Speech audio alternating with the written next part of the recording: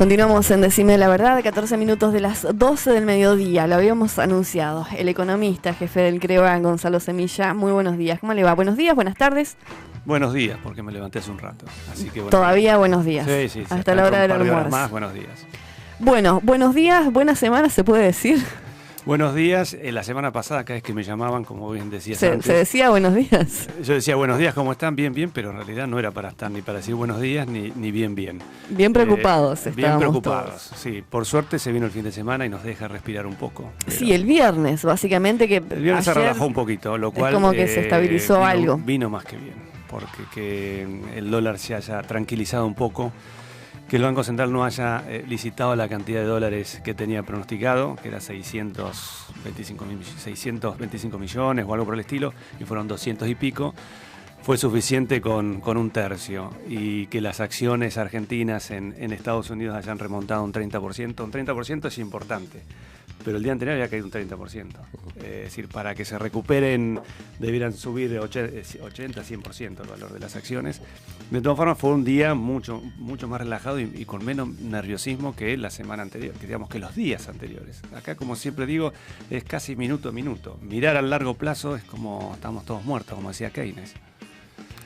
Cuestión que por allí, si uno se remonta, no mucho tiempo atrás, porque no más de, ¿cuánto? 2 meses, 3 meses, no, era casi imprevisible. Sí, era impensado, porque, y creo que a muchos de nosotros nos agarró de sorpresa, salvo, digamos, que yo creo que fue sobre fines de abril que comienza a regir el impuesto a la renta financiera, que lo hemos hablado en otro programa. El dólar estaba, creo, 20 pesos, si no me equivoco, y los primeros días de mayo se fue a 24, 25, escaló a 29. Que nos espantábamos con un dólar a 30 pesos. Aquella persona que dijo, me perdí de comprar dólares a 20, ahora a 24, no los compro porque es carísimo. Después se fue a 29, cayó un poquito a 28 y dijo, no, ni loco, compro un dólar tan caro. Y se fue a 34, después a 42 y quedó en 37. Es decir, la volatilidad del dólar fue abismal. Creo que nos dio un buen sopapo a cada uno de nosotros. Y creo que tiene que ver también con esta palabra que venimos mencionando, que es desconfianza. Exacto, es decir, desconfianza la no creencia del mercado. El mercado tanto interno como externo. Y además, esa desconfianza es el factor común de lo que ocurre adentro y afuera. Seguro. Y también estamos dentro de un set muy grande de países emergentes que los movimientos de tipo de cambio de esas economías también nos impactan a nosotros. Yo creo que en algún momento... La semana pasada le echábamos o mirábamos de reojo a Turquía y decíamos, estos turcos nos están complicando porque devalúan y nos arrastran a nosotros. Y yo creo que los turcos miércoles y jueves nos miraron a nosotros y dijeron, estos argentinos que nos están arrastrando a nosotros. Ahora, hay varias preguntas que se me ocurre para hacerte todas juntas, Gonzalo. En principio, esto que vos decías de los mercados. La desconfianza de los mercados, que claramente obedece a una falta de un plan de acción concreta, realizable, seria, hecha por técnicos del gobierno, como para saber qué es lo que van a hacer, no solamente a corto plazo, sino a largo plazo también.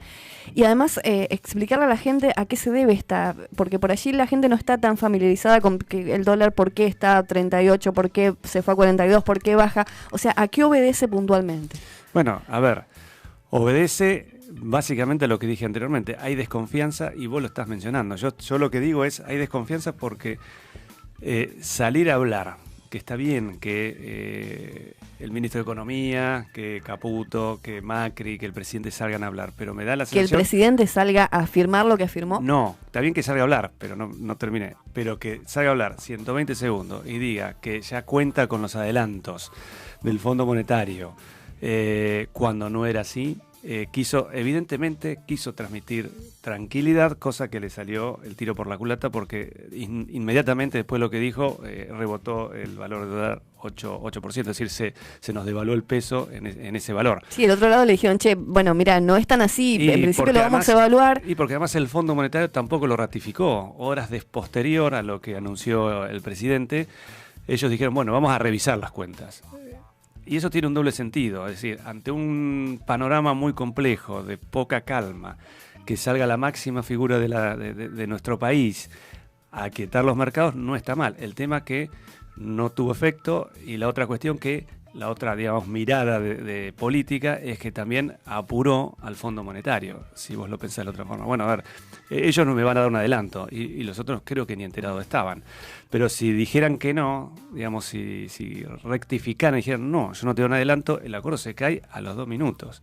Entonces, fíjate, después al otro día ellos lo ratificaron y dijeron sí, vamos a hacerlo. Y bueno, tenemos una cobertura, digamos. Entonces uno piensa, ¿salió sin pensar? Sí, pero aparte no lo estaba diciendo Duhovne ni Caputo, o sea, no, lo estaba diciendo Macri. Lo está diciendo Macri. Para mí fue demasiado exponer a la figura de nuestro presidente a decir lo que dijo. Yo hubiera preferido que sea Duhovne o que sea Caputo, digamos, que sea otra persona técnica, como bien decís, para darnos un poco más tranquilidad a nivel técnico, porque el mercado ¿qué espera? Espera que diga qué guita necesitas, qué plata necesitas, en qué momento tenés los vencimientos. 2018 está cubierto, 2019 no, son 29 millones de dólares. ¿Para qué tipo de mes lo necesitas? ¿Cuándo tenemos que, digamos? ¿Qué va a pasar con el presupuesto? ¿Qué va a pasar? Bueno, con el presupuesto es otro tema interesante, porque ahí donde se establecen todas las pautas y planes de acción del año que viene.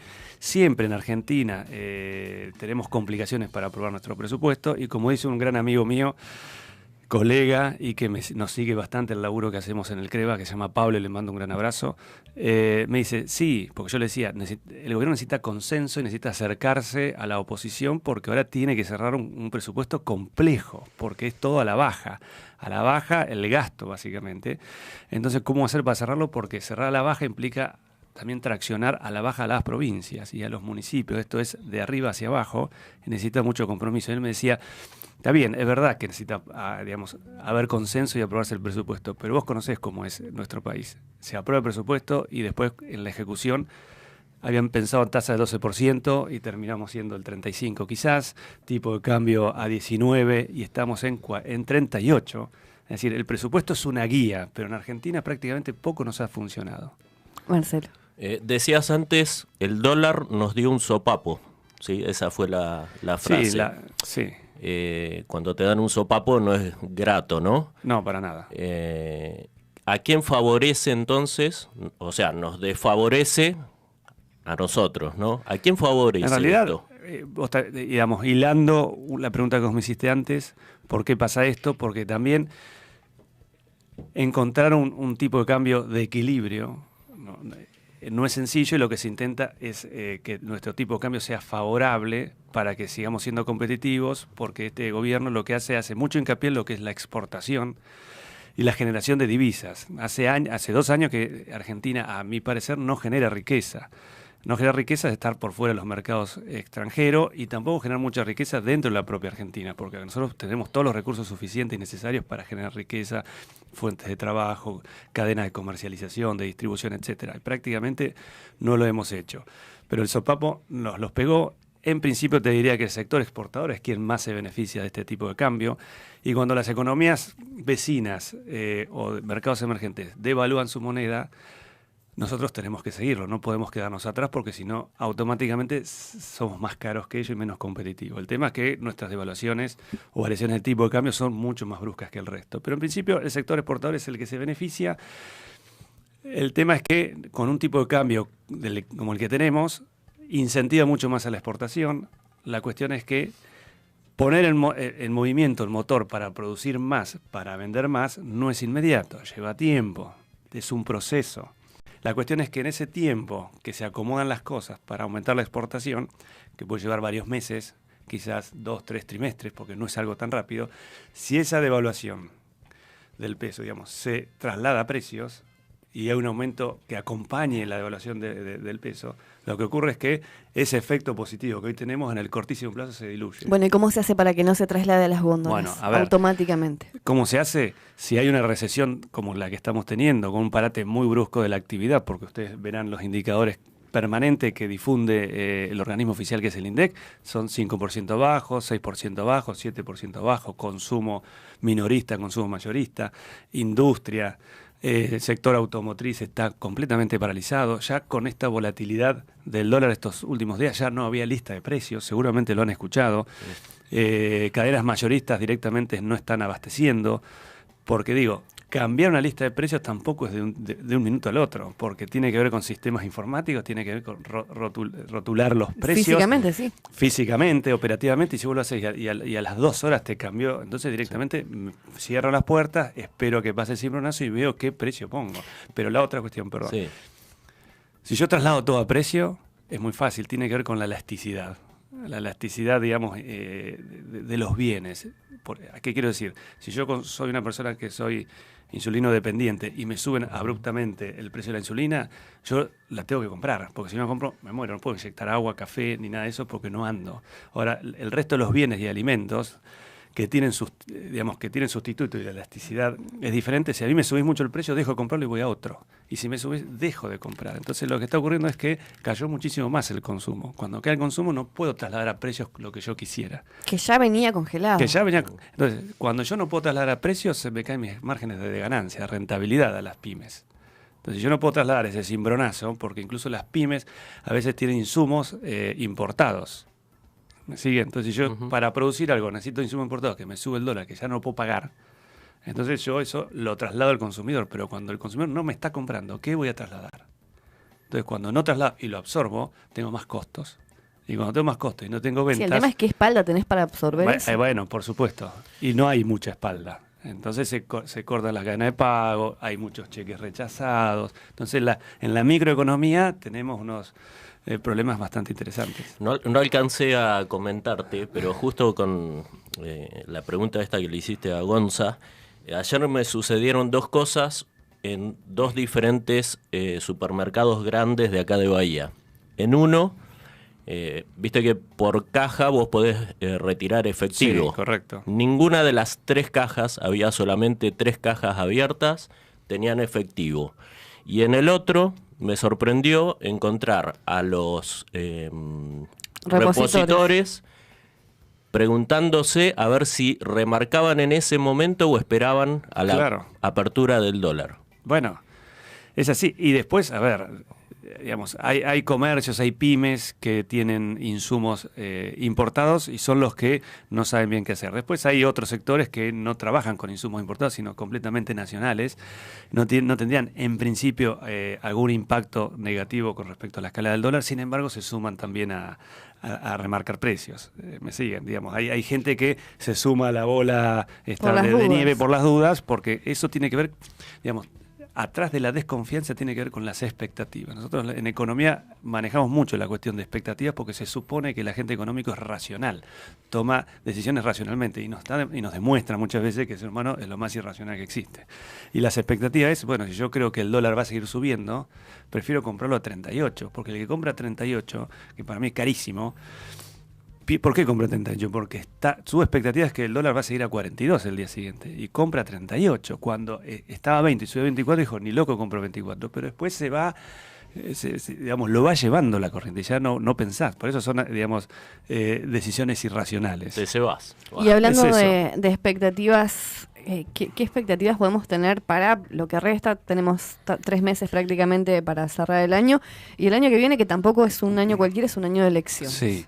Bueno, a ver, lo que nosotros estamos esperando... Digamos, es ciencia ficción, ya sé, marzo de 2019. Que el viernes se haya descomprimido un poco el mercado, ya es interesante, porque nos da un poquito de respiro. No podemos cantar victoria, ni mucho menos, porque ya nos pasó en julio y principio de agosto que veníamos muy bien. Pero ¿qué es lo que podemos esperar la semana que viene? Estamos todo el mundo esperando el paquete de medidas que está elaborando el gobierno, que va a ser incluido en el presupuesto. Duhovne va a estar viajando, digamos, a Washington y se va a estar juntando con la gente del Fondo Monetario el martes que viene. Es decir, necesitamos un espaldarazo del fondo. Ya está, ya firmamos con el fondo. No podemos criticar más la firma. Ya está. Es lo que tenemos.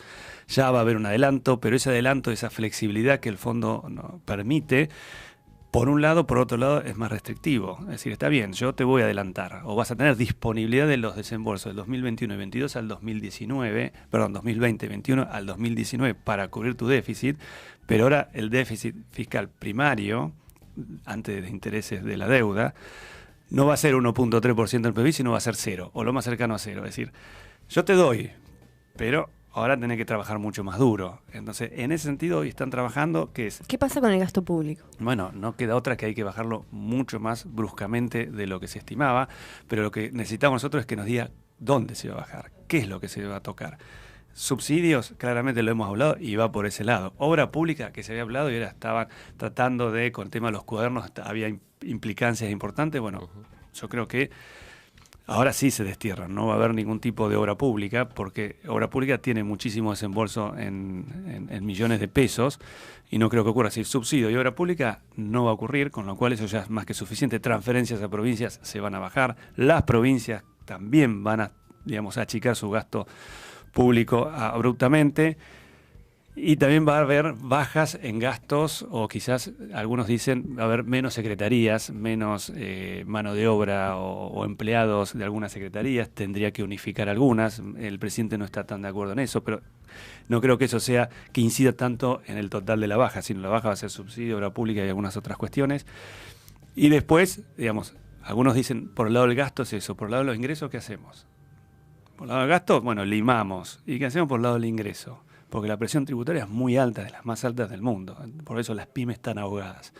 Entonces, ¿aumentar la presión? No, aumentemos la base imponible. La base imponible tiene que ver con los impuestos, y tiene que ver con un mínimo de lo que uno cobra. Entonces dice, bueno, yo cobro 40.000 pesos, bueno, la base imponible está hasta 35, por decir algo. Bueno, subámosla a 45. Entonces empieza a entrar mucha gente que no aportaba, que empieza a aportar. No es algo nuevo, pero cuando uno necesita también aumentar su ingreso, empieza a ver cómo. Y ese plan de reforma tributaria, que en 3 años del gobierno de Cambiemos era ir disminuyendo paulatinamente un montón de cuestiones ante la emergencia, porque realmente estamos en un escenario de emergencia. Y cuando uno está en un escenario de emergencia, debiéramos todos tirar para el mismo lado, aunque no nos guste. Digamos, es difícil decirlo, pero tenemos una oposición que quizás hasta esté, digamos, usufructuando este escenario, cuando en realidad estamos todos en el mismo barco. Entonces, digamos, lo que vos me decís, ¿qué esperamos? Y lo que yo diría de esperar es que todos tiremos para el mismo lado, aunque no nos guste. Esto es sangriento, digamos, sangriento. Hay muchos sectores que están muy mal y diría, yo ya estoy aportando, yo ya me estoy sacrificando. Más querés.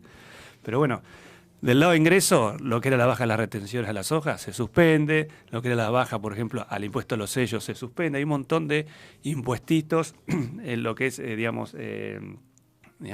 ganancias, lo que era ganancias, la baja en ganancias se suspende, ingresos brutos que también iba a tender a desaparecer se suspende. Hay un montón de impuestos que tendían a la baja y que iban a desaparecer.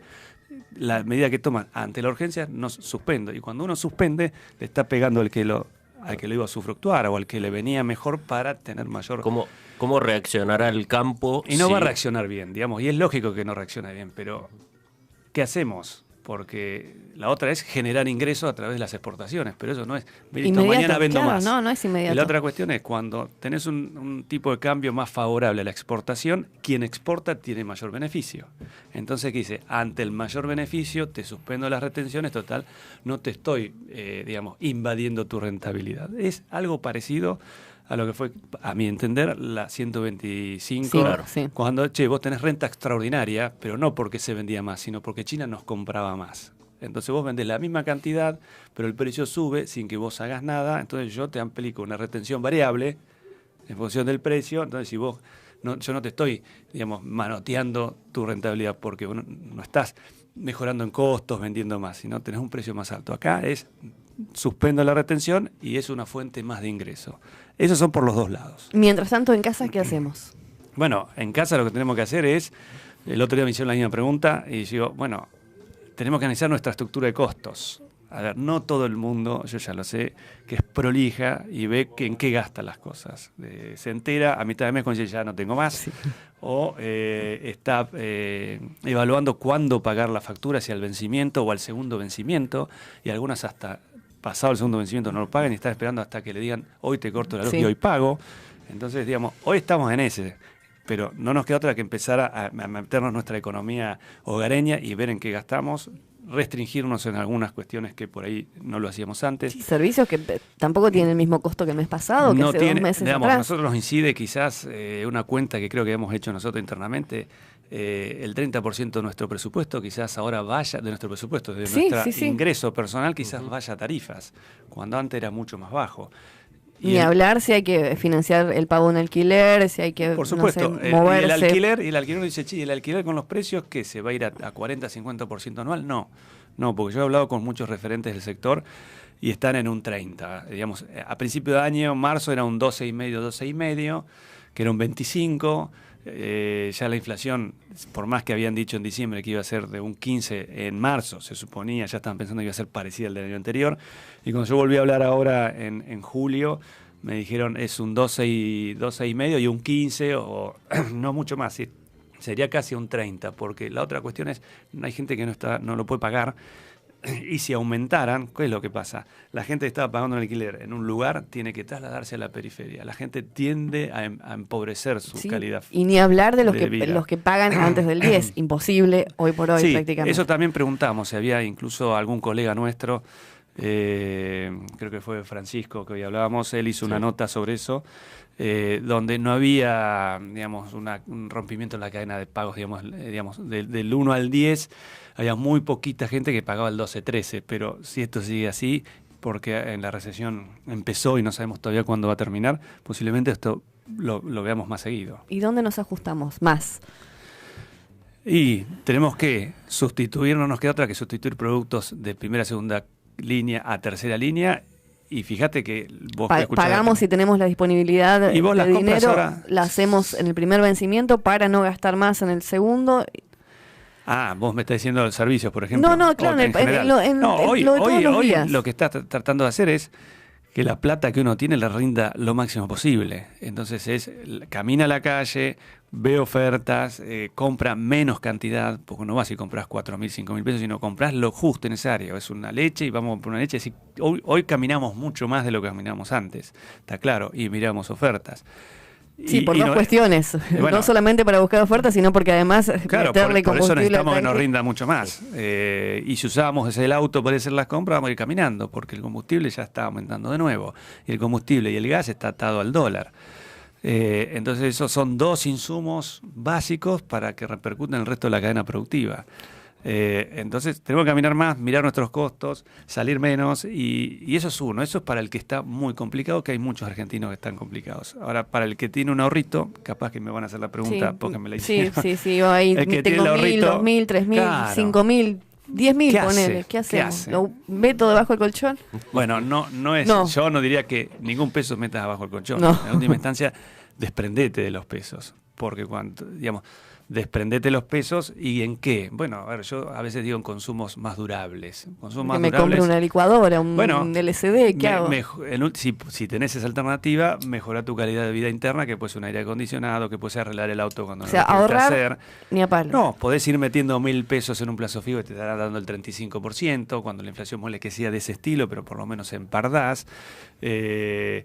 Comprar $1 a 38, yo diría que ni se muevan, atesorar. Yo sé que cuando uno no cree en nuestra propia moneda, que es lo que nos viene ocurriendo, uno atesora en otra moneda que es más dura, que tiene más durabilidad.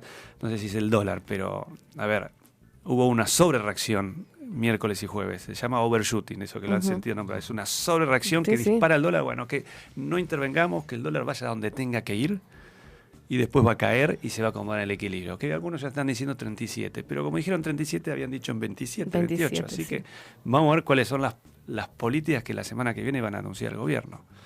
Esperemos eso entonces. Y hay que esperar eso porque en definitiva estamos todos en la misma. Necesitamos aprobar el presupuesto.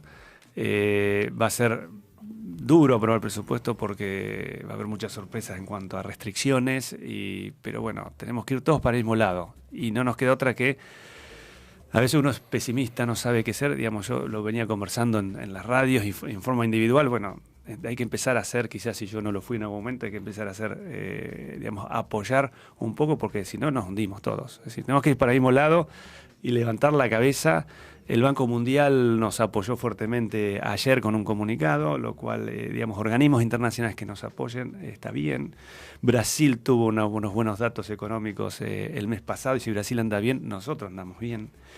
Y que no se peleen más los grandes economías internacionales porque nos impacta a nosotros. Y que los turcos se dejen de complicarnos la vida. No, ni los turcos ni los norteamericanos, que han tendido de que vino Trump, ha tendido al proteccionismo absoluto, al nacionalismo de toda su producción, y hoy es una locomotora. Y si cierra sus puertas y aumenta sus aranceles de importación a China, a Turquía y al resto de los países, digamos, esto arrastra todo. Ellos no están en crisis económica, pero sus pequeños movimientos nos empiojan bastante a nosotros. Seguro. Gonzalo Semilla, muchísimas gracias. No, gracias a ustedes dos. El jefe del CREVA. Esperemos no llamarlo tan seguido. No, me gusta. Decíamos, abríamos la ventana y aparecía Semilla esta semana. Sí, me volvieron loco, pero contento con todos, porque en definitiva está bien que piensen en el trabajo que hacemos nosotros y está bien comunicarle a la población. Llevar un poco de claridad y de intentar, tranquilidad por lo menos, también. En la medida no que sé se si pueda. tienen algún tema, algún feedback digamos, de la audiencia o a ver si la idea es que se entienda. Muchísimas gracias. Gracias a ustedes.